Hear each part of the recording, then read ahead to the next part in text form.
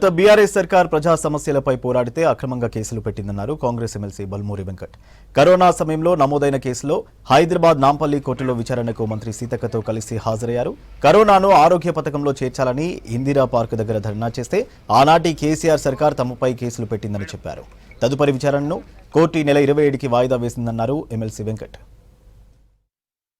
విపత్కర సమయంలో కరోనాని ఆరోగ్యశ్రీలో చేర్చాలి, ప్రజలు ఇబ్బంది పడుతున్నారని చెప్పి ఈ రోజున్న గౌరవ మంత్రి వర్యులు సీతక్క గారితో పాటు అదేవిధంగా ఎన్ఎస్ఏ రాష్ట్ర అధ్యక్షుడుగా నేను, నాతో పాటు అభిజిత్ యాదవ్, వేతూర్ చావ్లా, రంజిత్ మరికొంతమంది శాంతియుతంగా ఆ రోజు ఏదైతే ధర్నా చౌక్ దగ్గర ఇందిరా పార్క్ దగ్గర ధర్నా చేసే ప్రయత్నం చేస్తే ఆ రోజున్న పాలకులు వ్యవస్థ ఉద్దేశపూర్వకంగా కరోనాలో చేర్చకపోగా ఉద్దేశపూర్వకంగా తప్పుడు కేసులు బనాయించి మా గొంతుల్ని నొక్కేసే ప్రయత్నం చేయడం జరిగింది.